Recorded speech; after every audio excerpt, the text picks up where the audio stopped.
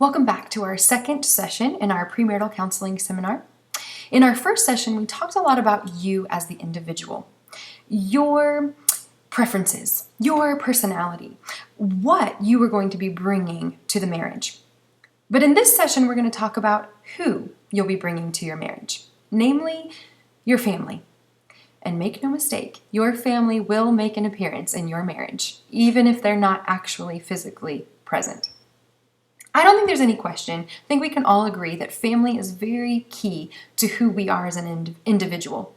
And I can't say it any better than a quote I found in a book called Widening the Family Circle by Floyd and Mormon. Here's what they have to say about the family.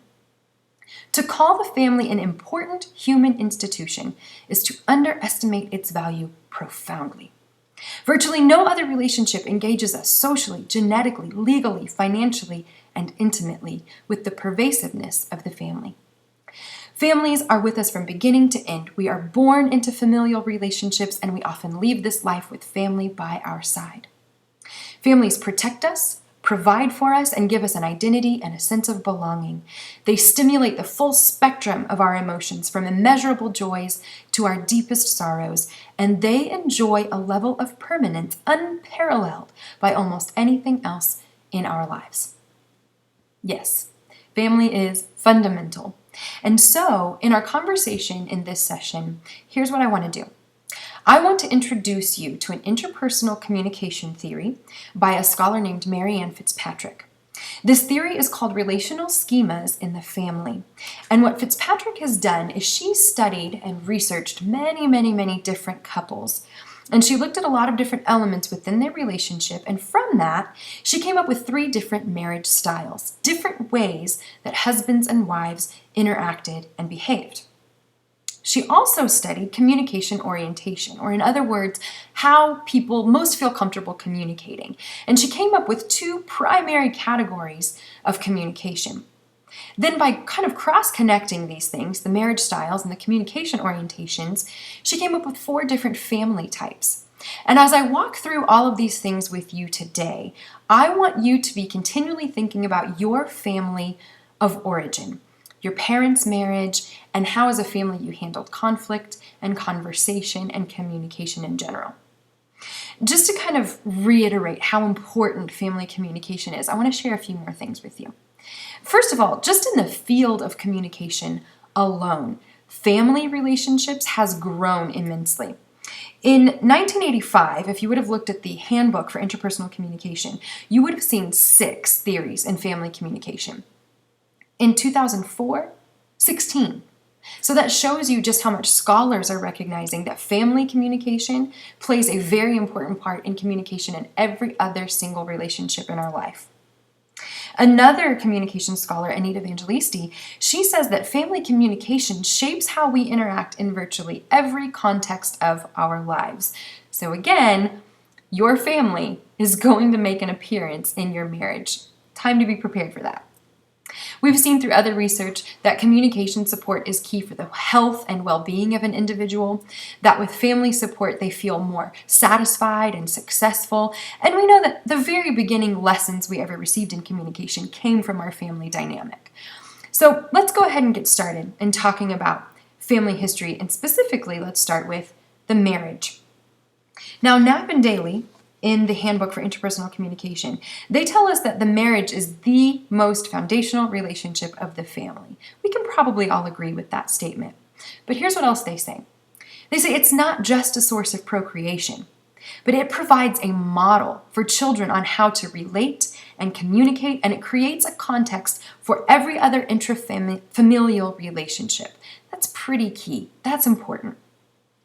Now, Fitzpatrick, I told you some of the things that she studied when she was looking at these different marriages, these different couples, their different styles. Some of the things she studied were conflict management, interdependence, beliefs, behaviors, values, and all of this is recorded in her work Between Husbands and Wives, Communications in Marriage, if you want to take a look at that in the future. So from all of her studies, again, there came 3 marriage styles, and we're going to outline those for you briefly right now. The first one is called traditional. And in this marriage, you're going to see a very stable couple. They seem to have just a well-rounded relationship. They are very interdependent, which means that they like to spend a lot of their time together. They have shared activities that they enjoy doing as a couple. They also have a mutual understanding of role responsibilities. This means that the wife has things that she's responsible for, and the husband has things that he's responsible for, and they mutually respect that. This is what they've agreed upon. This is how they like to run their home. They also have very little conflict in the home, which is a product of, first of all, having well-defined responsibilities, and also having a marriage that's really built on respect and trust and honor. Now, to help you get kind of a full picture of this and wrap your mind around what this marriage style looks like in practice, I want to give you a TV couple example. And for this one, I have Ward and June Cleaver. Now, for some of you young ones in the room, you may not recognize this couple, but if you've spent any time on TV Land or Nick at Night, you probably recognize them as the parents of Beaver Cleaver from Leave It to Beaver. Let me just set one thing straight, though. While their marriage was traditional in style, it was several decades ago. So a traditional marriage today may look a little bit different, okay? So ladies, don't stress. If you have a traditional marriage, that does not mean that you have to spend every day in your kitchen peeling potatoes in your Sunday best.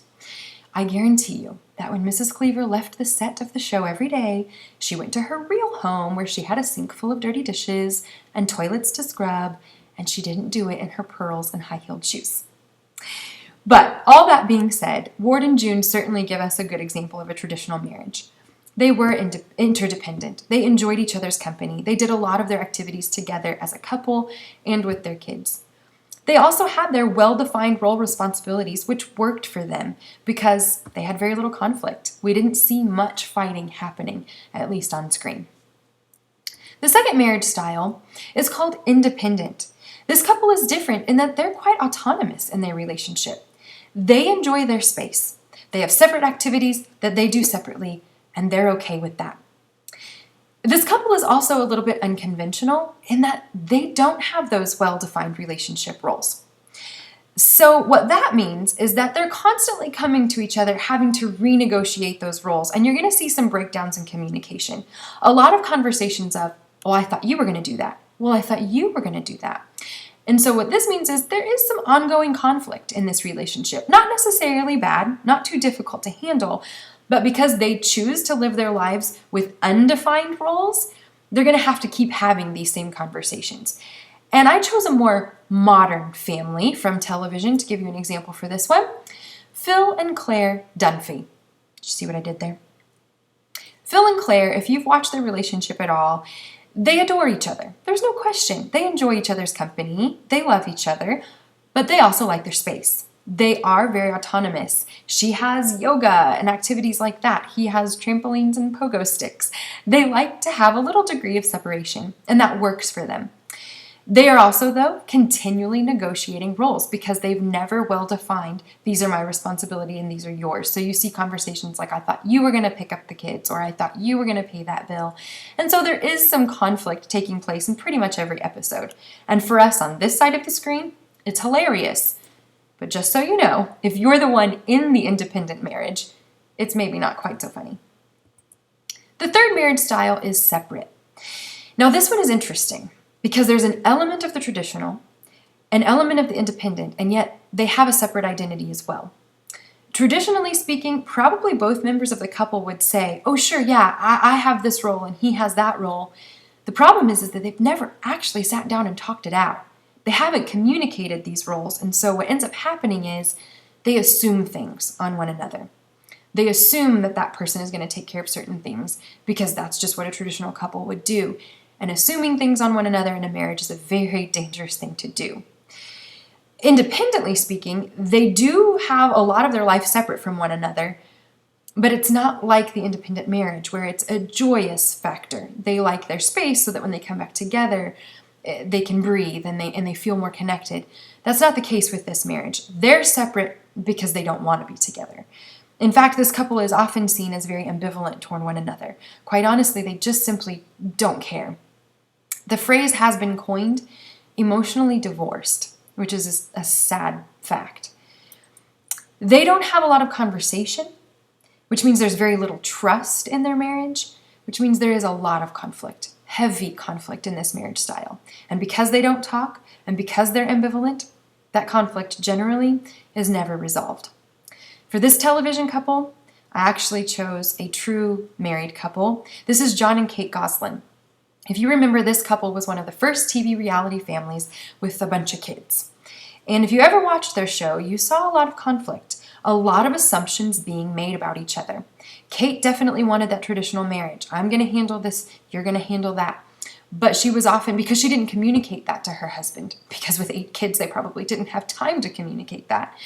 She was frustrated. She was disappointed. And John didn't handle that well, and oftentimes we just saw him just leave the scene. And so they were certainly emotionally divorced, and I don't think any of their fans were too surprised when only a couple years after coming on the air, they were literally divorced. So these are our 3 marriage styles. Now let me just briefly talk about the communication orientations that I referred to earlier. First of all, you might be more drawn to conformity in communication. This means that you have a shared value, you have shared beliefs, even behaviors, that you kind of want your whole family to come under the same umbrella of identity. Children obey their parents. The parents are the authority in the home, and that means that the parents are ultimately going to define reality for the entire family.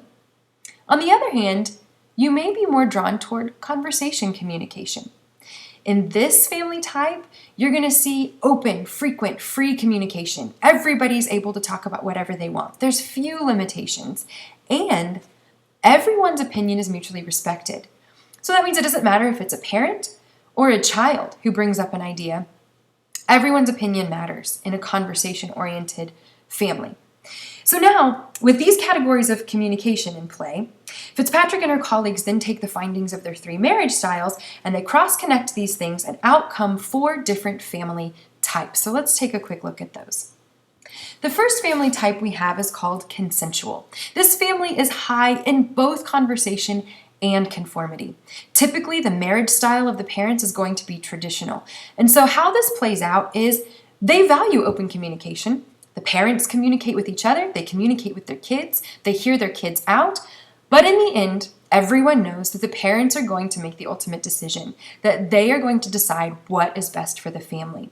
And so, children learn how to make their decisions by modeling the behavior of their parents, and we can certainly see that playing out in the Cleaver family.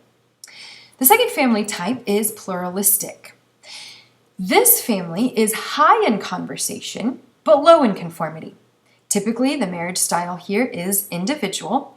And so what this looks like is they value open communication in their family. We can talk about anything you want. We can talk about it as long as you want. And every single person's opinion is going to be heard and valued, and every personal decision is accepted. So that means that even if they have a conversation and the parent says, I think maybe you should do that, if the child chooses something differently, the parents are in support of that decision. They want their children to have that element of independence that they have in their marriage. And so the children make their own decisions, but they know that they still have the support of their parents. Even if they fail or if they succeed, they know that their parents are going to be there for them. And we see that in the Dunphy family. The third family is protective. This means that they're high in conformity and low in conversation. The marriage style here is typically separate, and so this looks like a lot of strict obedience from the children and not very much explanation from the parents. So basically the parents assume things on their children just like they're assuming things from their spouse. They're assuming that their children are going to value the beliefs and the standards and the values of the family, but they don't feel like they owe their children an explanation for any of those things. And so this plays out in the children feeling like they don't know how to make their own decision. All of the decisions for them were made for them in the past, and this often follows them into adulthood. We'll see how that plays out for the Goslin kids. The final family type is called laissez-faire. This family is low in both conversation and conformity. The parents in this family type are typically a mixed marriage style. So you may have one independent and one separate. That means you're going to have clashing personalities, but it also means you're going to have clashing communication styles. And usually what that means is they're just not going to have conversations, not with each other and not with their kids. The parents in this family are very hands-off and have very low involvement in their kids' lives. And so that means that the children are going to make their own decisions. But unlike the pluralistic family, where at least the kids making their decisions have their parents' support, in this style, the kids are making their own decision completely on their own. They may have some peer support, but that's often a very dangerous thing. And so, not to leave this family out, I've come up with another television family to give us an example of this: the Bundys. Here we have a very depressed, unsuccessful father, we have a lazy mother, we have a son with absolutely no boundaries, and a promiscuous daughter. They pretty much fit the laissez-faire family to a T. So what do I want you to do with all of this information? Here's the deal. I know that you are probably living on cloud nine right now, and you think that you and your partner, all you need is love, that your relationship is so strong that you can take whatever comes your way and everything is just going to fall into place. While I really don't want to be the one to squash your beautiful and naive hopes and dreams, somebody has to. So, here's the deal. You are going to have a lot of conversations when you actually get married. You're going to argue about things like, should the mini blinds go up or down? You're going to have conflict over which drawer the silverware should go in. You hold convictions near and dear to your heart that you're not even aware of yet, but you're going to find out on the other side of marriage. Those are things you can't talk about now because you don't know to. But family orientation, marriage styles, family types, these are all things that you can be talking about and you should be talking about. And so with the rest of the time that we have in this session, that's exactly what you're going to do. Take a look at the handout that I gave you when you first came in today. I want you to spend the next several minutes on your own independently answering the questions on the front side of the sheet. What you're doing here is you are recognizing your own family history. So think back through the marriage styles that were presented. Which one of those best describes your parents? And how did your parents handle conflict within their marriage? Think back through the 4 family types that were presented. Which one really matches up with your family dynamic? And how was conflict handled between you and your parents? Were your opinions heard and valued when you were a kid? Were you allowed to make your own decisions? If you were, what were they? When you both are finished answering these questions on your own, come back together and share your answers. And then what I want you to do is take that history and try to figure out how it's going to play out in your future as a couple. On the back side of your handout, you have other questions I want you to answer together. Do you have conflicting marriage styles from your 2 different families? Do you have conflicting family types? How is that going to look when you come together and try to handle conflict in your own marriage? How is that going to look when you try to handle conflict with your kids? These are the things that I want you to discuss. Essentially, I want you to use what you've learned about your own family history today and approach conflict differently with your partner tomorrow. Again, I want to thank you for taking time to be here today. I know that it's difficult amidst all of your wedding planning to find a Saturday where you can actually sit down and have these conversations, but I think you will find that they're absolutely invaluable in building the kind of foundation that you want for your marriage in the future. So I commend you for being here, and I congratulate you on your upcoming wedding and marriage. And I will definitely pray blessings of health and happiness as you grow and you learn together. Enjoy the rest of your conversation in this session today. Thanks so much.